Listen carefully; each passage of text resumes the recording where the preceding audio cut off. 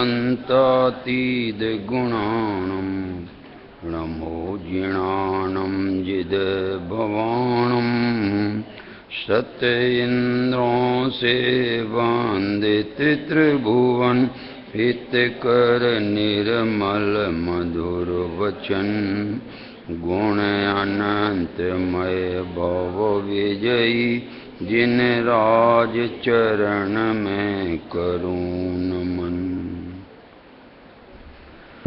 ये पंचास्तिकाय संग्रह सूत्र नामक ग्रंथ है, भगवत कुंदाचार्य देव द्वारा रचित।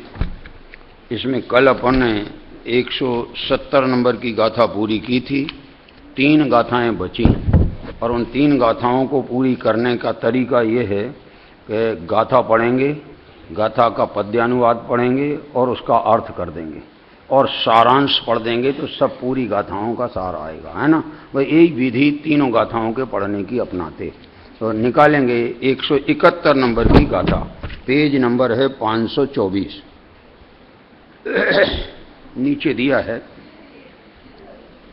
524 पेज और 171 नंबर की गाथा। इस गाथा में अरहंत भक्ति मात्र राग साक्षात मोक्ष का अंतराय है, ये सिद्ध कर रहे। देखिए, अभी तक तो ये सिद्ध किया था पिछली गाथा में कि ये जो अरहंत भक्ति का राग है वो मोक्ष हेतु पने के अभाव होने पर भी उसे परंपरा मोक्ष का कारण व्यवहार से कहा जाता है। लेकिन परमार्थ से देखो तो राग की कणिका भी बंद कराने वाली है, निर्जरा कराने वाली नहीं है। इसलिए मुक्ति की साधक न होकर साक्षात रूप में बाधक है और परंपरा उसका अभाव होकर के शुद्ध दशा, शुद्धोपयोग की दशा प्रगटती है। इस अपेक्षा से व्यवहार से वो साधक कहने में आती। अब देखिए आगे 171 गाथा में पढ़ते हैं। अरहंत सिद्ध छेदिये पवयण भत्तो परेणनीय मेण जो कुणदि तवो कम्मं सो सुरलोगम समाधियदि अरहत सिद्ध चैत अरु प्रवचन में जो भक्तिवंत अहो संयम परम सहित तप करता सुरगति उसको निश्चित हो। क्या कहा कि जो जीव अरहंत सिद्ध और चैत्य माने जिन प्रतिमा वो चैत्य, और पवयण माने प्रवचन का मतलब शास्त्र, इनकी जो भत्तोपरेण इनकी भक्ति में जो तत्पर रहता है और नियम से तत्पर रहता है, जो कुणदि तवो कम्मम और इसके साथ साथ जो तप भी करता है, तप रूप कार्य भी करता है, संयम को भी पालन करता है, सो सुरलोगम समाधियदि वो जीव कहाँ किसको प्राप्त करता है? सुरलोक को प्राप्त करता है, सुरलोक को प्राप्त होता है। इस तरह से यहाँ लिखा है। अर्थ में, अन्वय अर्थ में देख लें और फिर इसका अपन भावार्थ देखेंगे।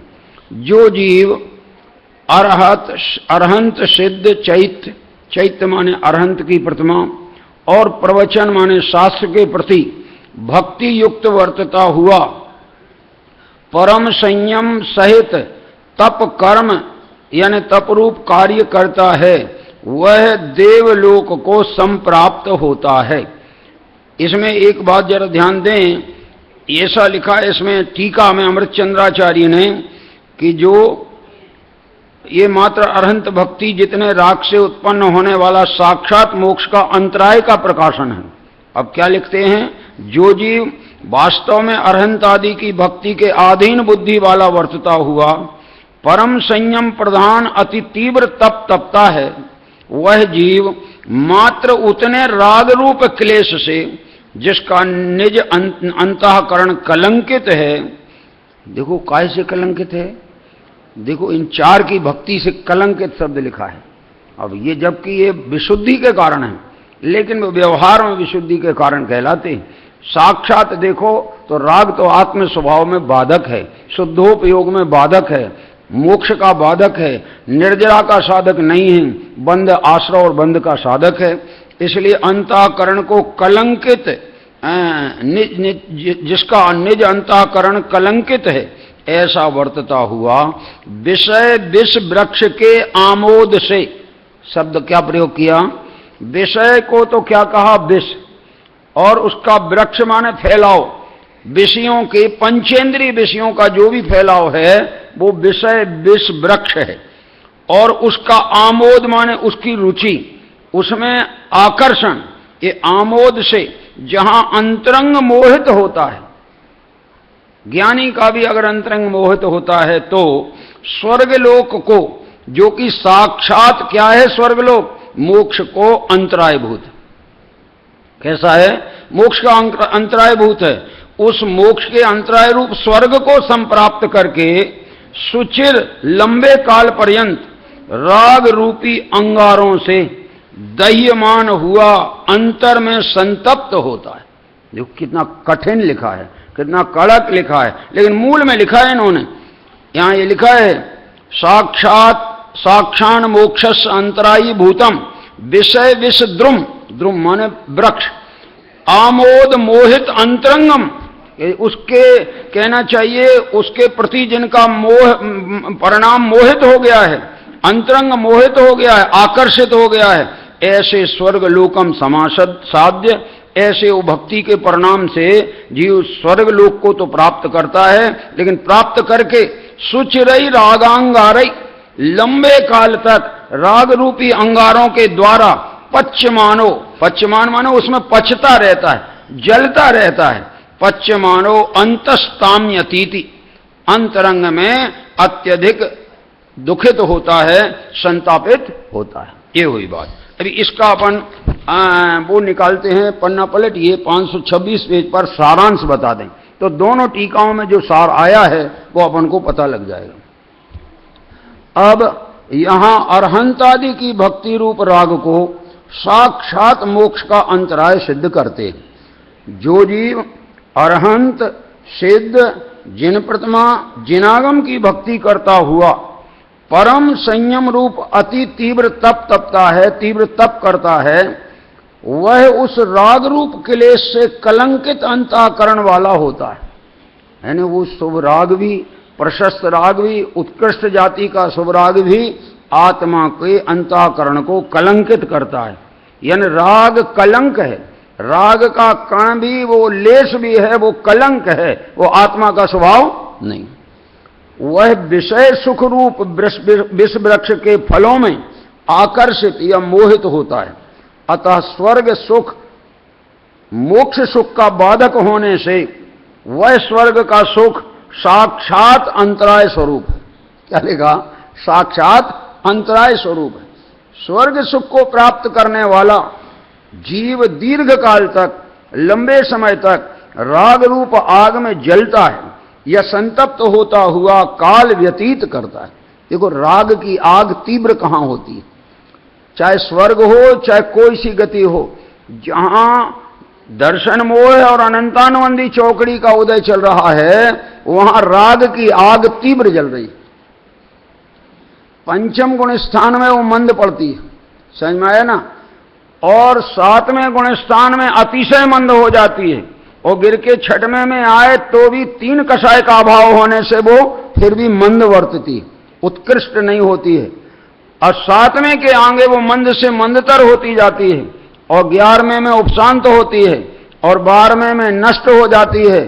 फिर वो राग के अंगारों में तपना नहीं पड़ता है, अंतर मुहूर्त में केवल ज्ञानी हो जाता है, और आयु प्रमाण रहकर आयु के क्षय के साथ सहज ही सर्व अघातिया कर्मों का क्षय होता है, और आत्मा परमात्मा दशा को, सिद्ध दशा को वर्तमान में यहीं पर मध्यलोक में ही प्राप्त करता है।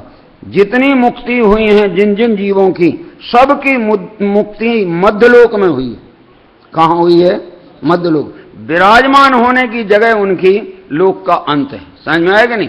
लेकिन मुक्ति का ठिकाना वो लोकांत नहीं है, समझ लेना आप जरा। यही मुक्ति होती है इसी जगह पर, इस ढाई द्वीप के अंदर, समझ में आए ना? तो यहां ये बात अपना 171 नंबर गाथा में अरहंत आदि, सिद्ध आदि और जिन प्रतिमा और तुम्हारे से शास्त्र की भक्ति जो है वो साक्षात मोक्ष का अंतराय सिद्ध किया है। भले उसको पहले परंपरा मोक्ष का कारण कहा था, वो व्यवहार से कहा था, वो इसलिए कहा था कि जो भी जीव इनकी भक्ति में प्रवर्तते हैं वे इनके भक्ति के विकल्प को छोड़कर अपने आत्मा पर आ जाते हैं और अपने आत्मा में निर्विकल्प परिवर्तन करते हैं। तो वो भक्ति का प्रवर्तन निर्विकल्प परिवर्तन में जाने का कारण देखकर उसे कारण में कार्य का उपचार करके व्यवहार नए से परंपरा मोक्ष का कारण कहा है, परमार्थ से वह मोक्ष का कारण नहीं। ये 171 गाथा पूरी हुई। अब 2 गाथाएं बची। अभी 172 गाथा शुरू करते हैं। गाथा का मैं नंबर बता रहा हूं, आप वहां 172 गाथा निकालिए पन्ना पलट के। जहां तक तो ये 540 पेज पर होना चाहिए। हाँ, ये तो 73 है और पहले 538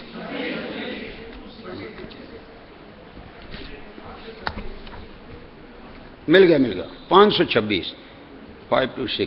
देखिए इसमें अब क्या बताने वाले हैं, क्योंकि ये बिल्कुल अंतिम है तो मुझे अंतिम में जितनी बातें बतानी मैंने आज सोच के आया हूं कि कैसे ढंग से बताया जाए ताकि पूरा हो जाए और ख्याल में भी आ जाए और मर्म भी समझ में आ जाए। और अंतिम उपदेश इतना महत्वपूर्ण होता है कि ये समझिए पूरे जीवन में जो अंतिम उपदेश मिले वो परम कार्यकारी होता है, ऐसा है। तो देखिए 172 गाथा में अब क्या बताना चाह रहे हैं। साक्षात मोक्ष मार्ग के सार की सूचना द्वारा शास्त्र तात्पर्य दिखलाते हैं। अभी शास्त्र का तात्पर्य और एक सूत्र का तात्पर्य। सूत्र का तात्पर्य सूत्र में जो प्रमेय आया है, कथन आया है, वहीं तक सीमित होता है, लेकिन शास्त्र पूरे शास्त्र का तात्पर्य तो वीतरागता सिद्ध करेंगे। अभी देखो गाथा पढ़ते हैं। तम्माणि बुद्धि कामो रागम सब्बद्ध कुणदुमा किंची सोतेण वीद रागो भवियो भवसायरम तरदी। इसीलिए हे मोक्षार्थी जन कहीं न किंचित राग करो, इससे बीत राग हो कर है भव्य भवोदधि पार करो। इस ग्रंथ में अगर वाकई में एक विशेषता बढ़ गई है तो ये पद्यानुवाद जो हमारे भाई जी ने किए हैं बहुत ही सुंदर किए हैं। मैंने कई पद्यानुवाद देखे हैं मगर मुझे जब पसंद नहीं आए कोई कारणों से, कारण माने सब पद्यानुवाद प्रामाणिक और ठीक है, लेकिन हम जो चाहते थे वो छायानुवाद वाला चाहते थे। ऊपर जो शब्द आया है वो नीचे उसका अर्थ आना चाहिए, ऐसा। तो ये इस तरीके का इन्होंने अर्थ किया। हमने पहले ही बता दिया था भैया हमारी चॉइस ये है कि छायानुवाद चाहिए हमको, ताकि पढ़े तो गाथा सीधी पकड़ में आए, मूल गाथा पकड़ में आ जाए, ख्याल में है ना। तो ये इन्होंने अनुवाद ऐसे ही लिखा है। तम्मा इसलिए समझ में आए ना। णिबुद्धि कामो, हे मोक्षार्थी जन, णिबुद्धि कामो का इन्होंने अनुवाद किया है। और रागम सब्बत कुणदुमा किंची, कहीं न किंचित राग करो, समझ में आया। सो तेण वीद रागो भवियो, इससे बीत राग होकर के हे भव्यजन भव सायरम तरदी, भव सागर को पार करो, ऐसा सीधा सीधा अर्थ किया है। अब इसका अर्थ पढ़ते हैं, अन्वय अर्थ। इसलिए मोक्षाभिलाषी जीव सर्वत्र किंचित भी राग न करो, ऐसा करने से वह भव्य जीव बीतराग होकर भव सागर को तरता है। ये लिया है। अब ये बहुत बड़ी टीका है।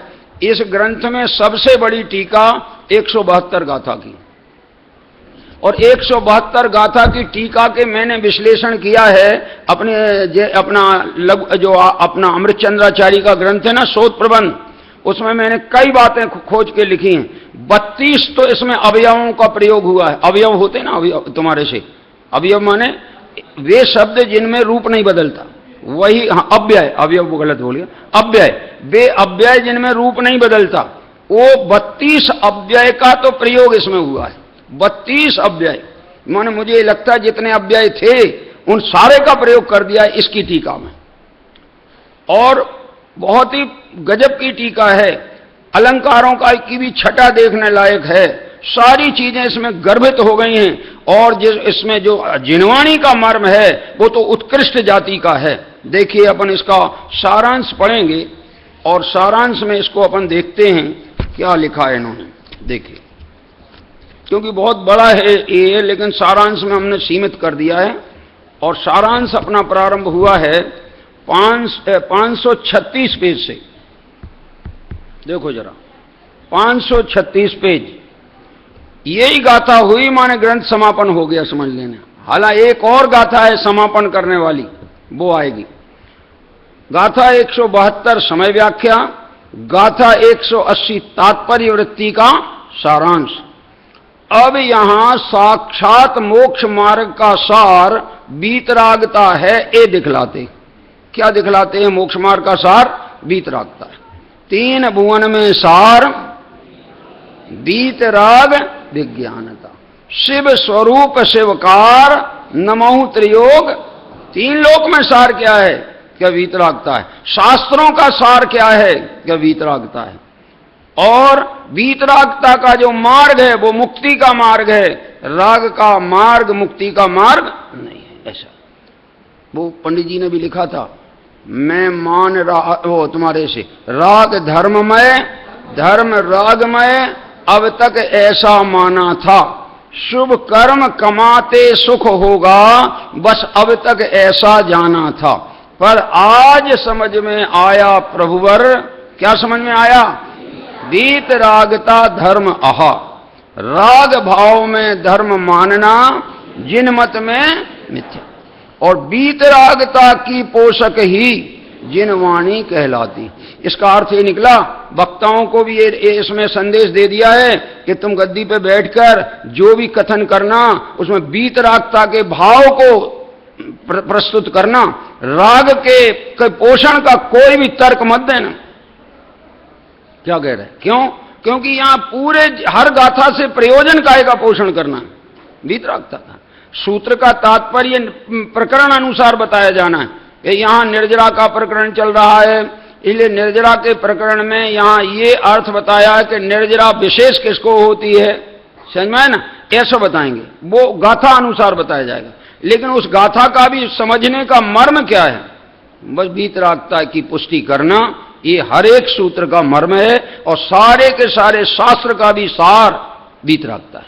ख्याल में आएगा नहीं? अब आगे देखो, इस प्रकार मोक्षाभिलाषी जीव को सर्वत्र राग नहीं करना चाहिए। जितनी भी गाथाएं आई हैं उसका निष्कर्ष ये निकाला कि कहीं भी राग करने योग्य नहीं।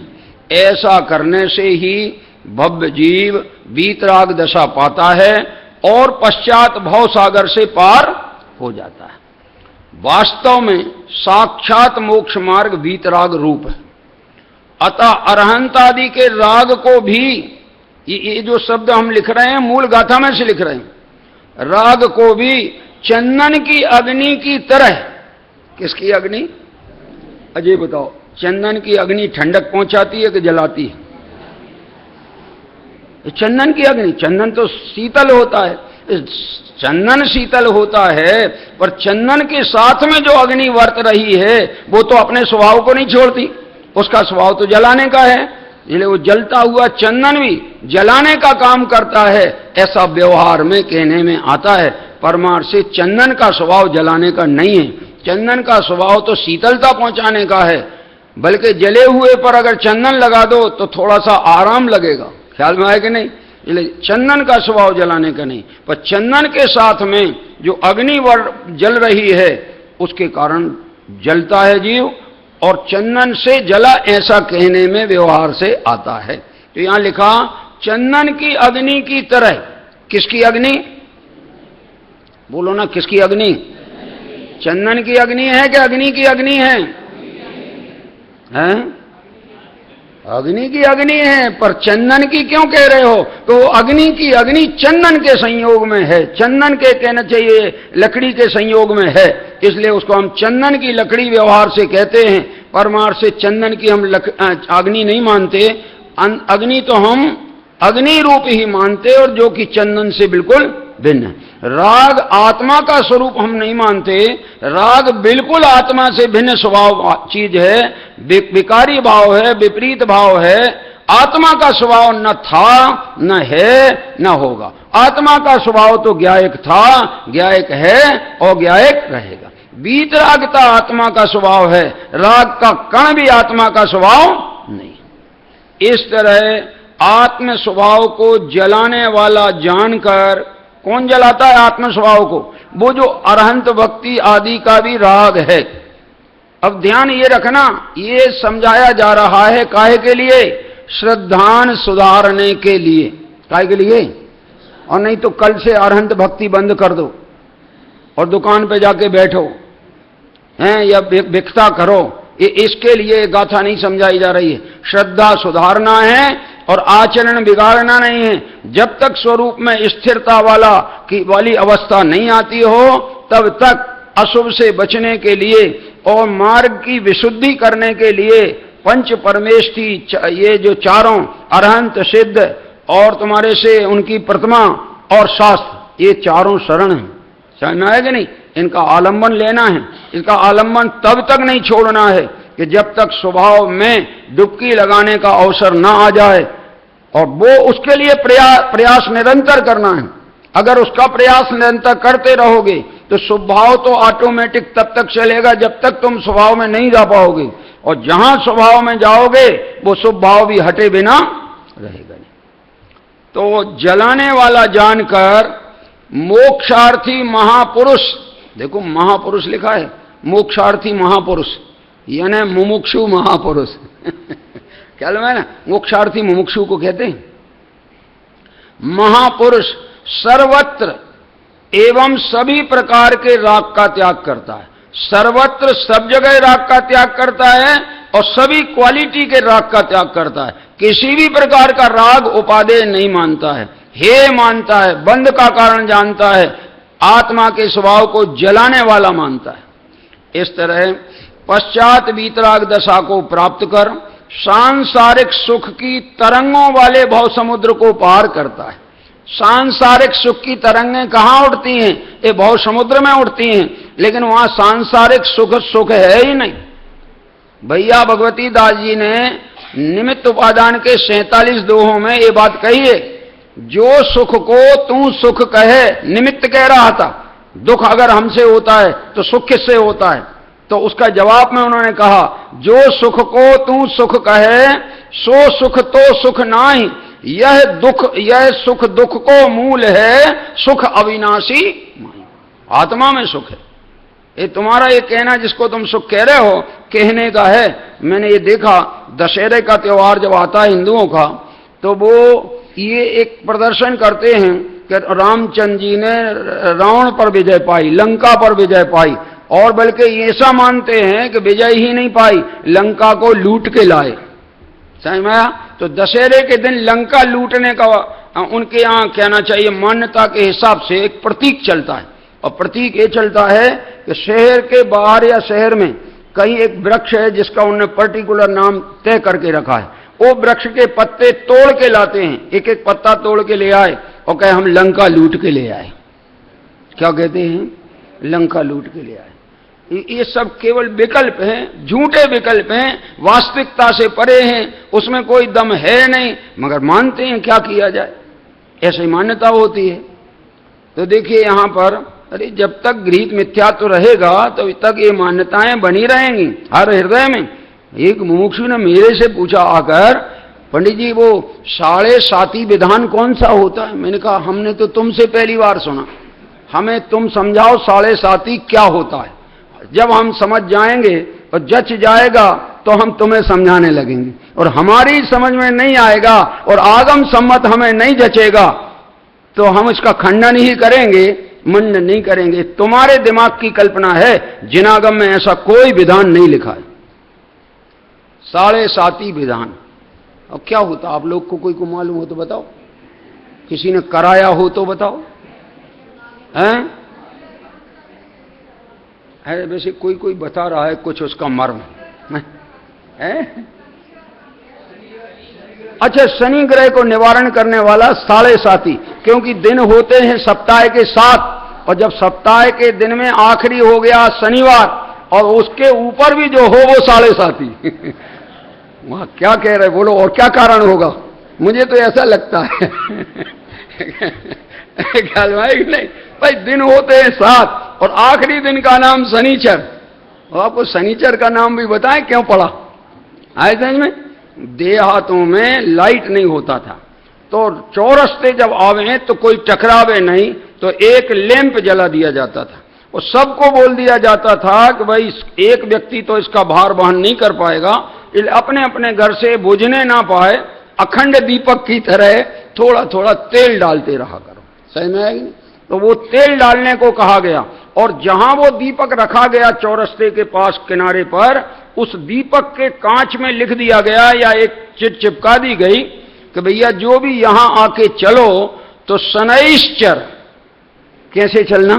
शनै माने धीरे से, आराम से, चर माने चलो, तो वहां लिखा था शनैश्चर।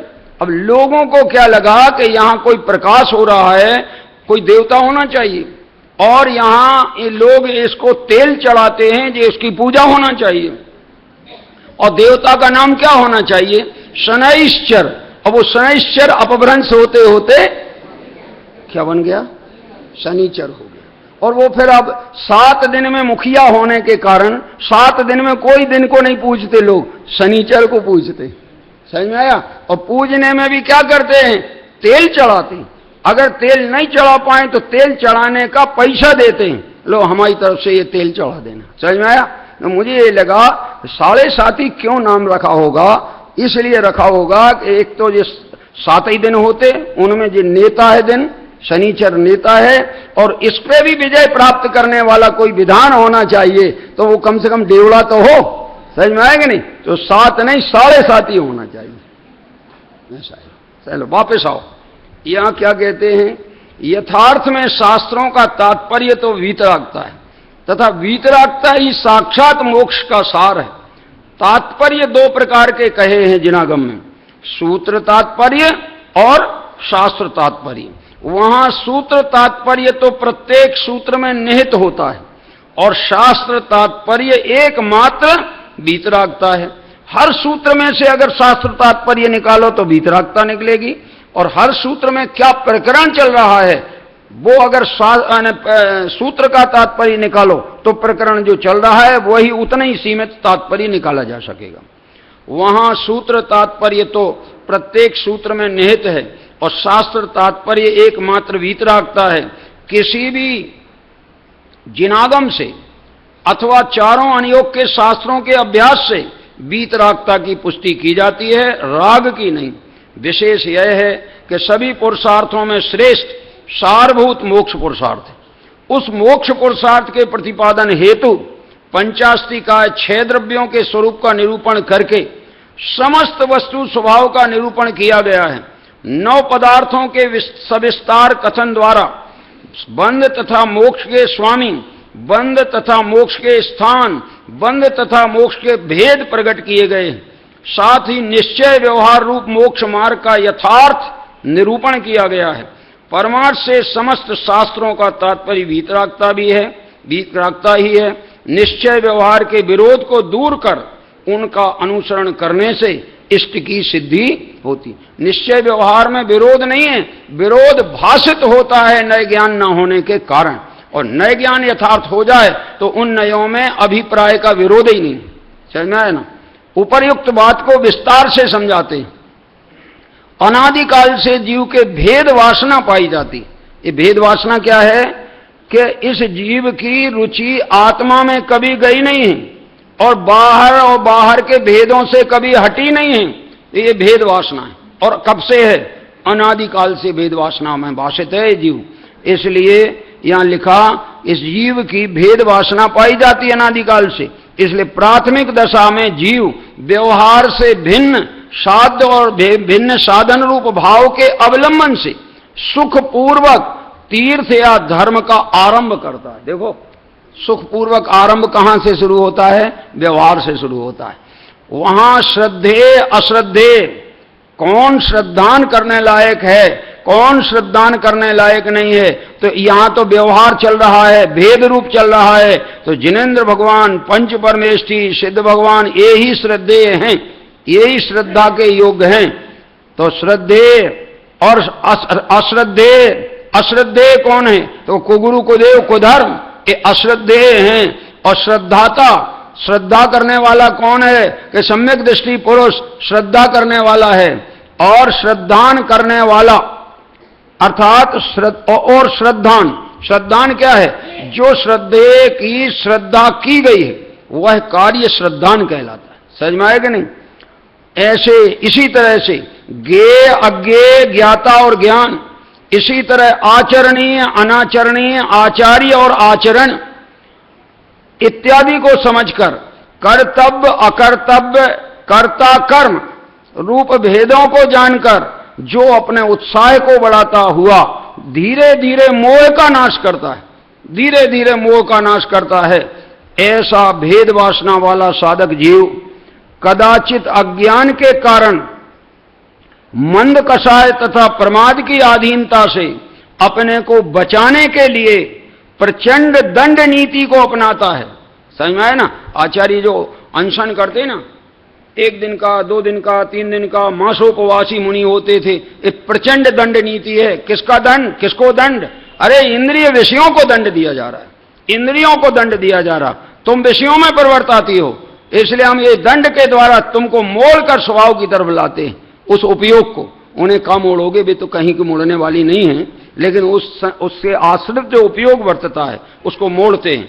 तो पहले उसको दंड देते हैं जिसकी संगति में ये उपयोग बिगड़ता है, और दंड ऐसे दिया जाता है कि इंद्रियों को शिथिल कर दिया जाता है, उनका पोषण नहीं किया जाता है। ये दंड नीति है। तो दंड नीति को अपनाता है, दोषों को टालने के लिए प्रायश्चित विधि को अपनाता है। धोबी, जैसे धोबी द्वारा धीरे धीरे वस्त्र को धोए जाने की भांति, मालूम जो कपड़ा धोता है वो एक कपड़े को बारंबार उसको पहले पटकता है, पटकने के बाद फिर पानी में डालता है, फिर निचोड़ता है, फिर पानी डालकर फिर पटकता है, और ऐसा बारंबार करने से जो मैल है वो सब निकलने लगता है। ऐसा है।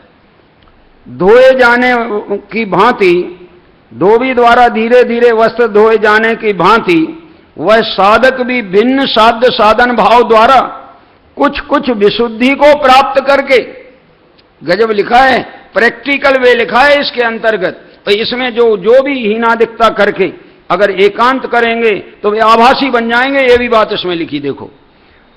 तो यहां साध्य साधन भाव को पाने के लिए विशुद्धि को प्राप्त कर अभिन्न साध्य साधन भाव को पाने के लिए सकल क्रियाकांड के आडंबर से विमुक्त होता है। जिस आडंबर को बारंबार स्वीकार करके अपने परिणामों की विशुद्धि बढ़ाई थी, अब उसी को स्वभाव में जाने के लिए वो आडंबर और आडंबर जानकर उसका त्याग करता है और स्वभाव में प्रवेश करता है। देखो, आडंबर से विमुक्त होता है तब आत्मा में विश्रांति के बल पर, किसके बल पर? आत्मा में विश्रांति के बल पर परम समरसी भाव, परम समरस भाव पर में परिवर्तन करने में नहीं होता, चाहे वो सिद्ध भगवान भी क्यों ना हो, स्व के परिवर्तन में परम समरसी भाव होता है। तो परम समरसी भाव एवं वीतराग भाव को उत्पन्न करता है, इस प्रकार मोक्ष की साधना पूर्ण करता है। अब यहां केवल निश्चयाभासी, देखो सार बता रहे हैं, ये तो बहुत लंबा लिखा है हमने, मगर सार में कुछ नहीं छोड़ा है, ये तुम समझना। तो देखो अब सार सुन लो जरा। केवल निश्चयाभासी जीवों का परिवर्तन दिखलाते हैं, केवल व्यवहाराभासी जीवों का परिवर्तन दिखलाते हैं। केवल व्यवहाराभासी जीव सदा ही भिन्न साध्य साधन भाव के अवलंबन से खेद को पाते हैं। किस प्रकार सो कहते हैं? देखो अब जरा, नंबर 1, एक एक पॉइंट सहित है। प्रथम तो उनका चित्त सदा ही धर्मादि के श्रद्धान रूप विकल्प या अध्यवसान में लगा रहता है। ये जो धर्मादि का श्रद्धान है, ये पर तत्वों का भी भेद रूप श्रद्धान है, और धर्मादि का श्रद्धान का मतलब पाप पुण्य रूप जो आचरण है वो भी धर्मादि का ही श्रद्धान है। तो श्रद्धान रूप विकल्प या अध्यवसान में लगा रहता है। ये अध्यवसान तो कहलाता है मिथ्या अभिप्राय सहित जो तुम परद्रव्य के प्रति मान्यता रखते हो, वो अध्यवसान है। और परद्रव्य के प्रति दौड़ने की तुम्हारी जो रुचि है वो विकल्प है। सही में है ना? तो इसमें अध्यवसान में लगा रहता है। एक काम किसका है? ये व्यवहाराभासी का। नंबर 2, दूसरी भूल क्या करता व्यवहाराभासी? विकल्प जाल में उलझे रहने के कारण उसकी चित्त वृत्ति अनेक रूप होती, उसमें एकत्व अनुभव में आता ही नहीं है, क्योंकि वो एकत्व को अवलंबन करता नहीं। भेद बुद्धि के कारण भिन्न भिन्न चीजों का अवलंबन करता है, लेकिन एकत्व अनुभव नहीं करता है। धर्मादि में 2 अर्थ मैंने बताए। एक तो 6 द्रव्य गेय रूप हैं, उनको जानने में विस्तार से उपयोग लगाता है, और कभी कोई को अपने रूप भी मान लेता है, कभी किसी को भिन्न भी जान लेता है। पर ये जब तक ऐसे अध्यवसान चलते हैं, पर को जानना अध्यवसान नहीं है, पर में इष्ट अनिष्ट की कल्पना बन जाए तो ये अध्यवसान। ख्याल में आएगा नहीं? तो ये अध्यवसान एक तो ये हो गया। और दूसरा धर्मादि का अर्थ है पुण्य भाव को धर्म कहते हैं व्यवहार में, और पाप भाव जो है वो आदि में गर्भित हो जाता है। तो पुण्य भाव का विकल्प और पाप भाव का विकल्प, ये भी धर्मादि का विकल्प है। समझ में आया ना? और वो जो अन्य भिन्न द्रव्यों में जो धर्मादि द्रव्य हैं, 6 द्रव्य, उनमें जो इष्टनिष्ट की कल्पना होती है वो अध्यवसान कहलाता है। क्या ख्याल में? थोड़ा सा अंतर उसका है ना। अब आगे 2 हो गए इसमें भाई। एक तो हो गया अध्यवसान में लगा रहता है और विकल्प में लगा रहता है। दूसरा विकल्प जाल में उलझे रहने के कारण इसकी चित्त वृत्ति अनेक आकार होती है, अनेक रूप होती है। तीसरी बात, वे मुनियों के समस्त प्रकार के आचरण रूप क्रियाकांड की धमाल में लगे रहते। ये शब्दावली वहीं की है, हमारी नहीं है, समझ लेना आप जरा, है ना। तो क्या कहते हैं? धमाल में लगे रहते। इसलिए कभी किसी विषय की रुचि करते हैं, कभी किसी विषय का विकल्प करते हैं, कभी कुछ आचरण करते हैं। आचरण के लिए दर्शनाचरण का भी आचरण करते हैं, ज्ञानाचरण का भी आचरण करते हैं, चारित्राचरण, तपाचरण, वीर्याचरण, 5 आचरण करते हैं। और कैसे करते हैं वे आचरण? तो दर्शनाचरण के लिए प्रशम, संवेग, अनुकंपा और आस्तिक भाव को धारण करते हैं। ये सब क्रियाकांड की चर्चा चल रही है, सुन लो जरा। और दूसरे शंका, कांक्षा, विचिकित्सा, मूढ़ दृष्टिता को रोकने के लिए प्रयास करते हैं। तीसरे उपब्रंहण, उपगूहन या स्थितिकरण, वात्सल्य और प्रभावना को बारंबार उत्साह पूर्वक बढ़ाते, इन्हें बढ़ाते हैं, समझ में आया, और उन्हें मिटाते हैं। निशंकित होते हैं ना, तो शंका, कांक्षा, विचिकित्सा, अमूढ़ अनमूढ़ दृष्टि, इनको तो त्यागते हैं। और बढ़ाते किसको हैं? कि तुम्हारे से उपगूहन अंग को बढ़ाते, स्थितिकरण अंग को बढ़ाते हैं, वात्सल्य प्रभावना के अंग को बढ़ाते हैं और उपाय करते हैं इनके बढ़ाने के। ये तो हो गया दर्शनाचरण। अब ज्ञानाचरण के लिए क्या करते हैं? स्वाध्याय के काल का ध्यान रखते हैं, अनेक प्रकार विनय करते हैं, दुर्धर उपदान यानी शास्त्रानुसार विशेष त्याग करते हैं, बहुमान को बढ़ाते हैं, ज्ञानदाता गुरु के नाम को छिपाने रूप निन्नव नाम का दोष दूर करते हैं, हटाते हैं, और अर्थ, व्यंजन और उभय, इन तीनों की शुद्धि में सावधान होते हैं। शुद्ध पढ़ना, शुद्ध उसका अर्थ जानना, और एक साथ शुद्ध पढ़ना और शुद्ध जानना, ये उभय होता है। ऐसे सम्यक ज्ञान के आचरण करते हैं, इस ज्ञानाचरण कहलाता है।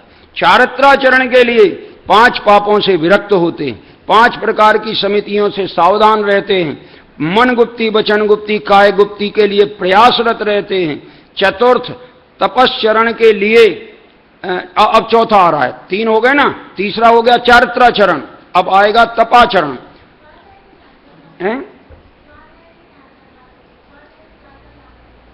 अभी जो 5 आचरण मुनियों के होते हैं ना, दर्शनाचरण, ज्ञानाचरण, चारित्राचरण, तपाचरण और वीर्याचरण, उसके लिए वे क्या क्या करते हैं ये बता रहे हैं। तो अभी चौथा, हमें पकड़ में नहीं आई। अच्छा, स्वाध्याय का काल, अभी हम विशेष जाना नहीं चाह रहे थे, नहीं तो हम तो एक एक की व्याख्या करेंगे और उनकी सब व्याख्या 1-1 घंटा चलेगी, सब मिला करके। मैंने ये योग काल का अर्थ ये है, मुनि राजों के लिए ये नियम बताया है कि जो सामायिक का काल है वो स्वाध्याय का काल नहीं है। स्वाध्याय छोड़ देना और सामायिक के काल में लग जाना। वो वाकई में देखा जाए सामायिक का काल स्वाध्याय के लिए अकाल है, करने लायक नहीं है, और अगर करते हो तो नियम भंग करने वाले हो। मगर अब ये उन दशा में वो लागू हो जाता है, आपकी दशा तो अलग ही है, उसमें आप जब भी शुद्ध रहो और अपना उपयोग जिस ग्रंथ में लगे, जिस अनुयोग में लगे उसमें लगाओ और स्वाध्याय करो। आए समझ में? अभी तो समय की परिभाषा ही नहीं मालूम है, सामायिक कहां से हो जाएगा। पाठ पढ़ सकते हो, उसमें थोड़े शुभ भाव हो सकते। आगे हैं? अरे वो दिव्य ध्वनि में सामायिक का काल कहां है? ये सामायिक वाली चर्चा तो 10वें गुण स्थान तक है, फिर उनके केवली हो जाने पर वहां सामायिक का व्यवहार ही कहां रहा है? अन्य जीव भी जो सामायिक करते हैं तो वो मुनिराजों के लिए मुख्य है। ये 5 आचरण मुनिराज के हैं, वो उन मुनिराजों के ये नियमावली है। डिटेल का अभी टाइम नहीं है और आपके आंसर देने का टाइम नहीं है, 15 मिनट बचे, समझ में आया? और मुझे लक्ष्य दिखाई दे रहा है। तो देखो आगे, चौथा तपाचरण के लिए क्या करते? 6 बहिरंग तपों को तपते और अंतरंग 6 तपों द्वारा अंतःकरण पर अंकुश लगाते। ये हो गया तपाचरण।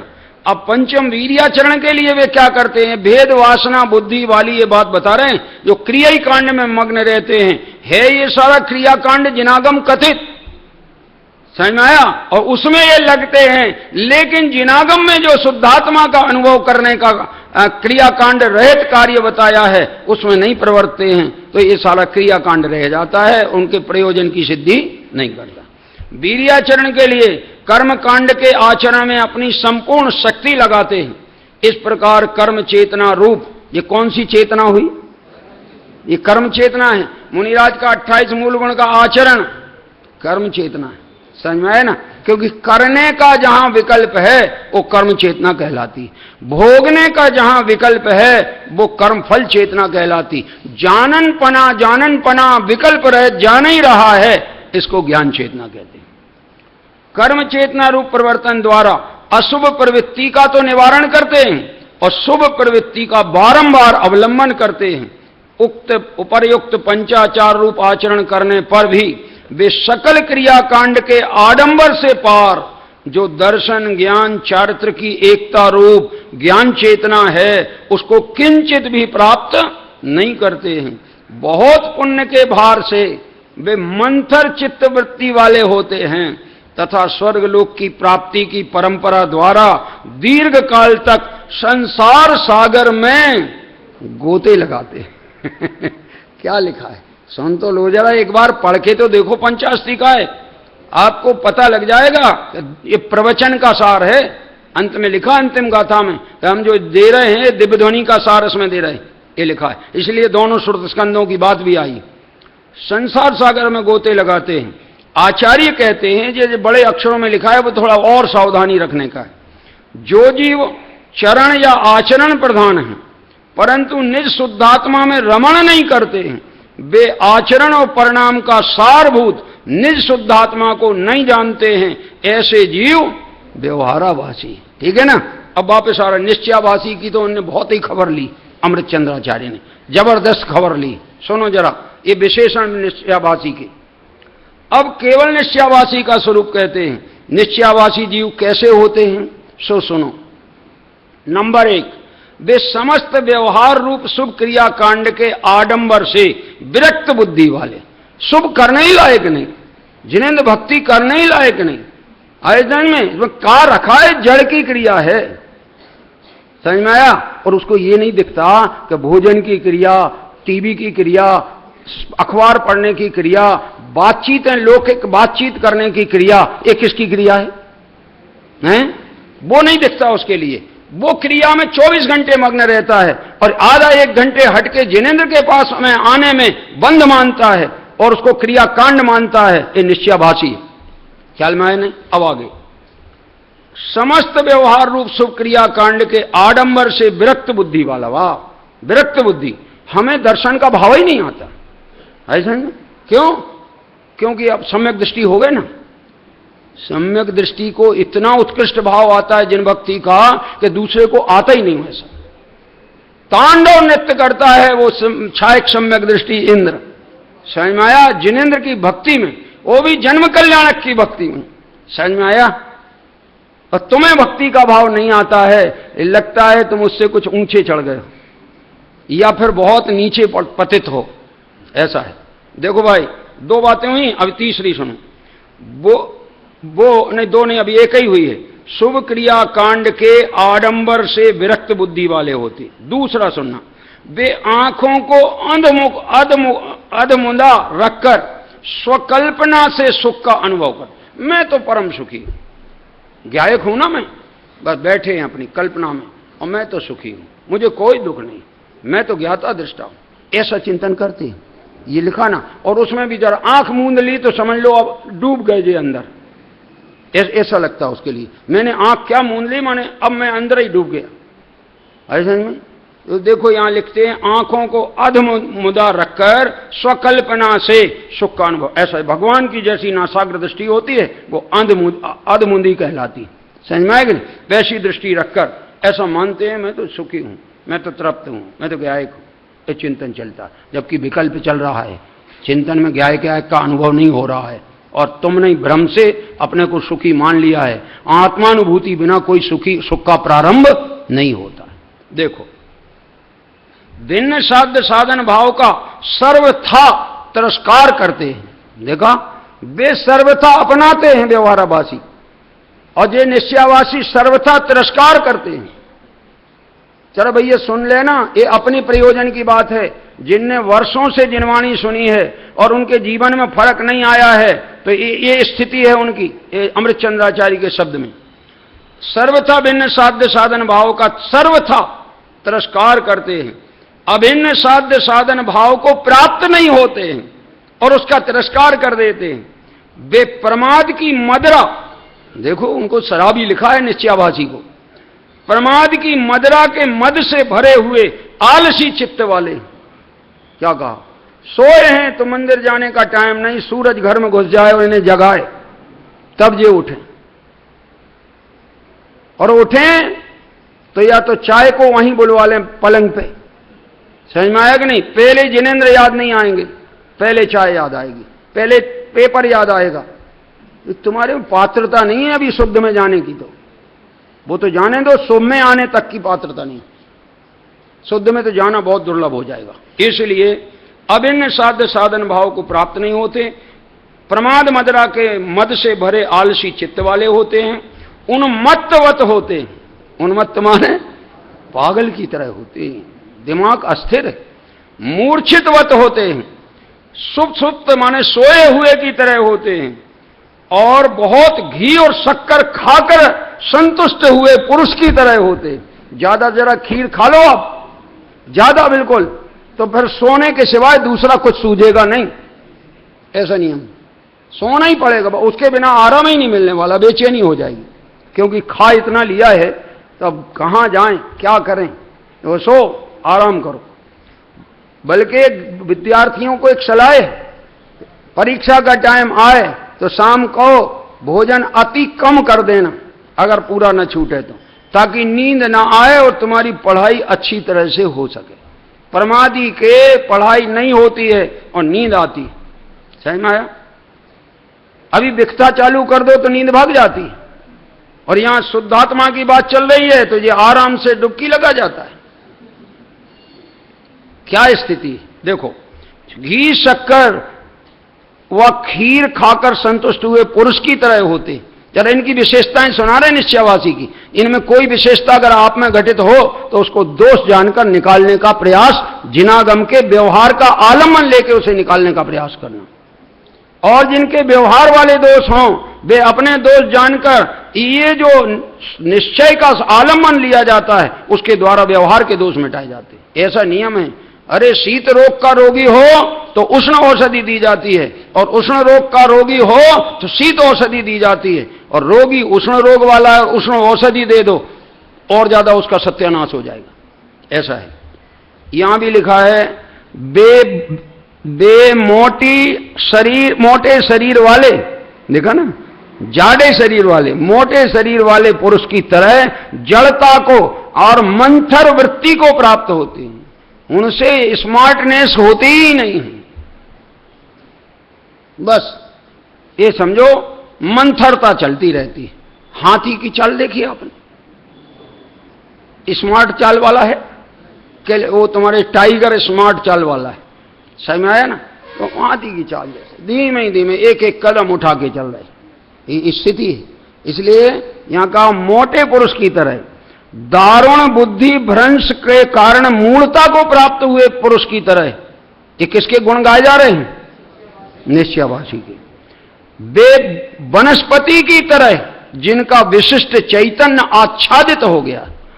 सबसे ज्यादा चैतन्य किसी का ढकता है तो वनस्पति काय के जीवों का, क्योंकि वे एक इंद्रिय, इसलिए इसका भी ऐसे ही ढक गया है। वे मुनिराज की कर्म चेतना को पुण्य बंध के भय से आलम्बन नहीं लेते हैं। ऐसे होते हुए पुरुष की भांति वे होते हैं। वे परम निष्कर्म चेतना अर्थात ज्ञान चेतना को प्राप्त नहीं करते हैं। वे व्यक्त प्रमाद या अव्यक्त प्रमाद के अधीन वर्तते हैं। निम्न कोटि की कर्मफल चेतना को प्रधानता से चेतते और अनुभव करते हैं। वे वनस्पति की तरह केवल पाप ही बांधते हैं। देखो ये शब्द वहीं से निकाले हमने, इसमें ही भी नहीं लगाया अपनी तरफ से। क्या कह रहे? जो ही वहां लगा मिल गया तो हमने भी ही लगा दिया। जब आचार्य ने लगाया है तो हम तो उसको महत्वपूर्ण जाने, इसलिए हम तो लगावें। हमें काहे का डर है? ये आचार्य से पूछ लेना कि ही क्यों लगाया। वैसे तो हम ही बता देंगे क्यों लगाया है आइजन में, मगर हमारे पे विश्वास ना हो तो उनसे पूछ लेना। मगर वे तुम्हें मिलेंगे नहीं और तुम उनसे कभी मिल नहीं पाओगे। अभी हमारे से सामने मिले हो और पूछोगे तो उनने क्या कहा है, हमने आगम में से और देखकर निकाला है, वो तुम्हें बता देंगे। ऐसा यानी हम अपनी कल्पना से नहीं कुछ चिंतन कर रहे, आगम का आधार लेके सारा चिंतन चल रहा है। केवल पाबांते आचार्य कहते हैं जो जीव कथन मात्र विकल्प मात्र निश्चय का आलम्बन लेते हैं परंतु निश्चय से निश्चय को नहीं जानते हैं, आत्मानुभूति से निश्चय को नहीं जानते हैं, वे जीव बाह्य आचरण में आलसी हैं और वे आचरण और परिणाम दोनों का नाश करते हैं। ऐसे जीव निश्चयाभासी। अब यथार्थ साधक कैसे होते सुन लो, कैसे होते सुनो।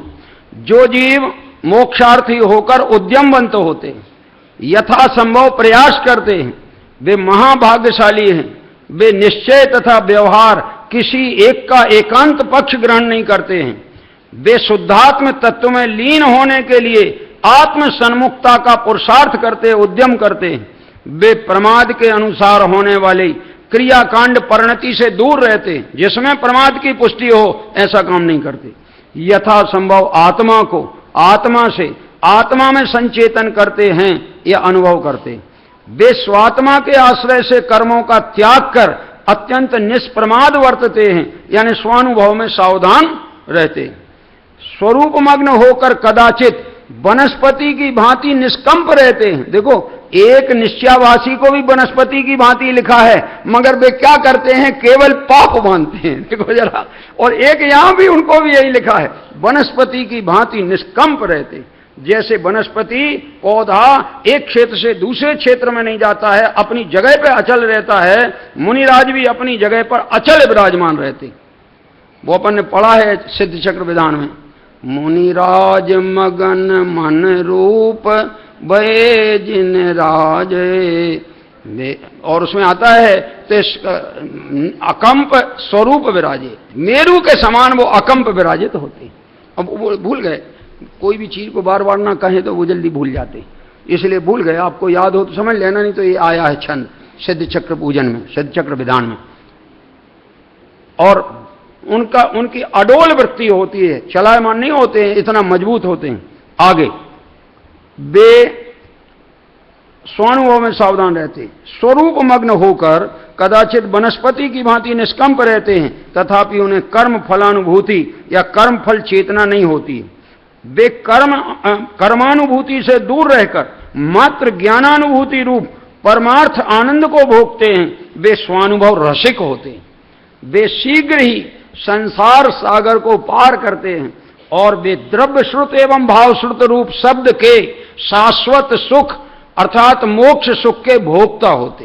द्रव्य श्रुत का फल भी मोक्ष है और भाव श्रुत का फल भी मोक्ष है, लेकिन भाव श्रुत रहे द्रव्य श्रुत का फल मोक्ष नहीं है। और द्रव्य श्रुत भी ना हो और भाव श्रुत किसी को होता है अपवाद है, सबको नहीं होता है। ख्याल में है कि नहीं?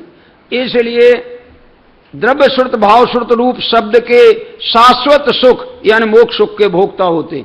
ऐसे व्यवहाराभास तथा निश्चयाभास दोनों से रहित यथा योग्य निश्चय व्यवहार मोक्ष मार्ग के आराधक होते हैं, वे ही यथार्थ मोक्ष मार्ग के साधक हैं। इस संपूर्ण शास्त्र का तात्पर्य संपूर्ण शास्त्र का शास्त्र तात्पर्य वितरागता है। और एक आखिरी बात और कर रहा हूं 2-3 मिनट में। 173 नंबर की गाथा पढ़ते हैं। शास्त्रकर्ता की प्रतिज्ञा और पूर्णता की सूचना। गाथा पढ़ते हैं। मग्गप भाव नठम पवयन भक्ति पजोदिदेन मया वणियम पवयन सारम पंचथ्य संगहम सोतम मार्ग प्रभावनार्थ मैंने प्रवचन भक्ति से प्रेरित हो कहा सूत्र पंचास्तिकाय संग्रह प्रवचन का सार अहो। प्रवचन की भक्ति से प्रेरित होकर, प्रवचन की भक्ति माने जिनेंद्र भगवान की वाणी ये प्रवचन है, और उसकी भक्ति शास्त्र की भक्ति से प्रेरित होकर मैंने मार्ग की प्रभावना, मार्ग माने कौन सा? अरे जो रत्नत्रय का मार्ग मोक्ष का मार्ग है उसकी प्रभावना के हेतु प्रवचन का सारभूत यानी दिव्य ध्वनि का सारभूत जो पंचास्तिकाय संग्रह सूत्र है वो मैंने कहा है। ठीक है ना? अब इसका भी सारांश सुनाई देते हैं जरा। देखो इसका सारांश आएगा 548 पेज पर। 548 पेज, इसके बाद खत्म हो रहा है और ये आखिरी 1.5 पेज बाकी है जो हम पढ़ के भर सुनाई देते हैं। एक ग्रंथ समापन, शिविर समापन और अपना भी यहां प्रवचन समापन। और आपको भी फिर जाना हो तो जाना। कहां जाओगे? हैं? कि जहां से आए तो कोई मतलब नहीं है जाने का। अरे जहां से आए वहां नहीं जाना है, अब स्वरूप में जाना है, आत्मा में आना है तो वहां जाना है। हम भी उसी में जाने का उपाय करेंगे, आप भी उसका करना तो अपन मिल भी सकते हैं। हालांकि मिलना ऐसा होगा ना हमें तुमसे मतलब न तुमको हमसे मतलब, मिलना ऐसा होगा। चलो सारांश पढ़ते हैं। 548 पर लिखा है कि गाथा 173 समय व्याख्या, गाथा 181 आखिरी तात्पर्य वृत्ति का सारांश। यह शास्त्रकर्ता की प्रतिज्ञा की पूर्णता को दिखलाते हैं। आचार्य कहते हैं प्रवचन दिव्य ध्वनि या जिनवाणी की भक्ति से प्रेरित होकर मैंने यानी सूत्रकार आचार्य कुंद स्वामी ने जिन मार्ग की प्रभावना के लिए प्रवचन का सारभूत जो पंचास्तिका संग्रह सूत्र है उसे कहा है। टीकाकार आचार्य अमृतचंद सूरी कहते हैं मार्ग जिनमार्ग परम वैराग्य रूप मार्ग की प्रभावना करने या प्रसिद्धि करने के लिए परम वैराग्य रूप परिणमन द्वारा मोक्ष मार्ग को प्रकाशित करने के धर्मानुराग से यह पंचास्तिका संग्रह सूत्र कहा गया है। यह भगवान सर्वज्ञ द्वारा कथित है। देखो किसके द्वारा कथित है? ये भगवान सर्वज्ञ द्वारा कथित है। अतः समस्त वस्तु तत्व का प्रतिपादक प्रवचन का सारभूत है, दिव्य ध्वनि का। इसका मालूम आपको गुरुदेव ने जो प्रवचन किया है वो प्रवचन सार पर, उसका नाम ही ये लिखा है दिव्य ध्वनि। प्रवचन सार माने दिव्य ध्वनि का सार। तो यहां भी इन्होंने लिखा प्रवचन का सार पंचास्तिकाय है यानी दिव्य ध्वनि का सार है। दोनों श्रुत स्कंद इसमें पाए जाते। इस प्रकार प्रारंभ किए गए कार्य का समापन पाकर आचार्य अत्यंत कृत अनुभव करते हैं। वे परम निष्कर्म शुद्धात्मा में विश्राम करते हैं और उस मार्ग की श्रद्धा करते हैं। इस प्रकार नव तत्व सहित मोक्ष मार्ग प्रपंच का वर्णन करने वाला द्वितीय श्रुत स्कंद पूर्ण हुआ। समय व्याख्या नामक टीका के रचयिता आचार्य अमृतचंद सूरी अपने अकर्तृत्व की घोषणा करते हुए अंत में कहते हैं कि शब्दों ने अपनी वाचक शक्ति के द्वारा वस्तु का स्वरूप भली भांति कहा है, अतः शब्दों ने ही समय या शुद्धात्मा की व्याख्या की है। स्वरूप गुप्त अमृतचंद्र का तो इस व्याख्या में कुछ भी कर्तव्य नहीं है, क्योंकि जो स्वरूप गुप्त हो उसका कर्तव्य कुछ होता ही नहीं, निमित्त बनने का भी उसका कर्तव्य नहीं होता है स्वरूप में गुप्त जो है। और इस तरह से अपनी कहना चाहिए अकर्तृत्व बुद्धि, ज्ञाता बुद्धि को प्रकट किया और कर्तापना स्वीकार नहीं किया।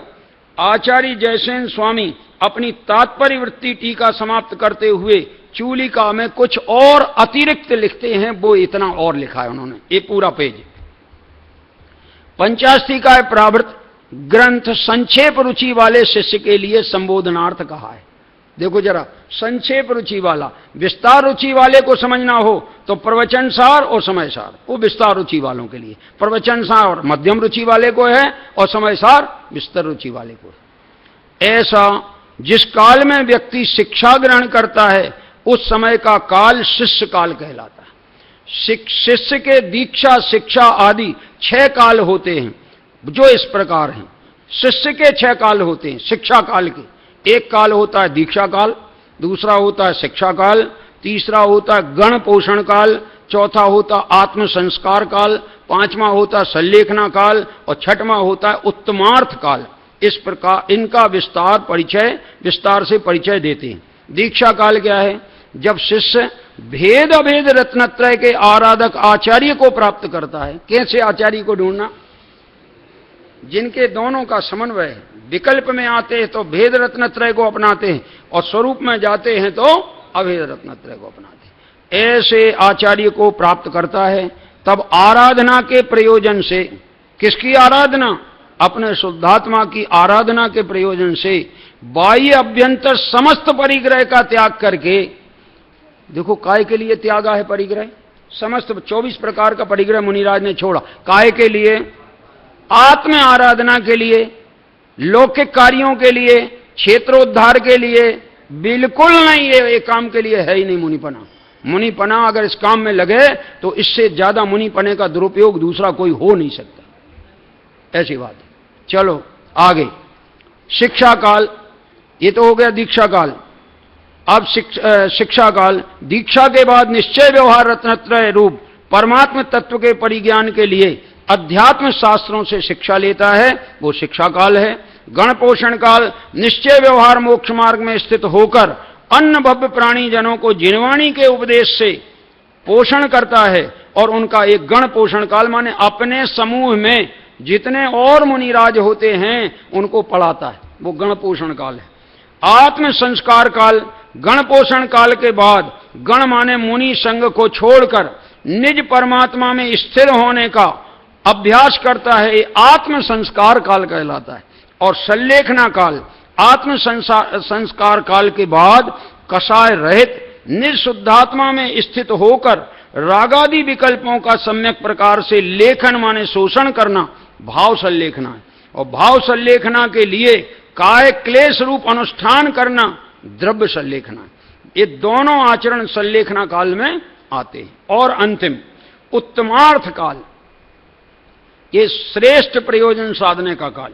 संलेखना के बाद विशुद्ध ज्ञान दर्शन स्वभावी आत्मद्रव्य के सम्यक श्रद्धान, सम्यक ज्ञान, सम्यक अनुष्ठान या आचरण के लिए बाह्य द्रव्यों की इच्छा निरोध रूप तपस्चरण करना, निश्चय दर्शन ज्ञान चारित्र तप आराधना धारण करके चरम देहधारी, अंतिम देहधारी तद्भव या उसी भव से अथवा भवांतर में मोक्ष के योग्य जो होता है उसे ही उत्तमार्थ काल कहते हैं। इस तरह अन्यत्र ग्रंथों में ध्याता ध्यान ध्यान फल ध्येय और जहां जिसके जब तक जिस प्रकार इन 8 साधनों द्वारा वर्णन करके ये तात्पर्य वृत्ति पूर्ण की। इस तरह से दोनों टीकाएं जो अपन ने 65 नंबर गाथा से शुरू किया था और 73 तक आए, तो समझ लेना कि 65 के बाद 5 और 3 8, 65 से किया था ना चालू, हाँ 65 गाथा से, तो 8 गाथाएं चली हैं और ये 8 दिन या 9 दिन चली हैं, समझ में आया। और अब शिविर समापन, ये भी समापन, लेकिन अब एक नई सराय दे देते हैं। इसमें जो कुछ बताया पड़ा है, अब आप ये प्रतिज्ञा करो इसके सामने जिनवाणी के कि मैं इसका अभ्यास और अवश्य करूंगा। समझ में आएगा नहीं? आपका परम कल्याण होगा। बोलने में कहीं त्रुटि हो तो सुधार लेना अवश्य और मुझे अवगत कराना, हम अपनी भूल को सुधारेंगे। आप भी सुधारो, हम भी वहीं जाएंगे जहां आपको जाना है। आपका गंतव्य और हमारा गंतव्य एक है, इसलिए हमारे अभिप्राय में और आपके अभिप्राय में कसायों को कोई स्थान नहीं। वही इन्हीं शब्दों के साथ।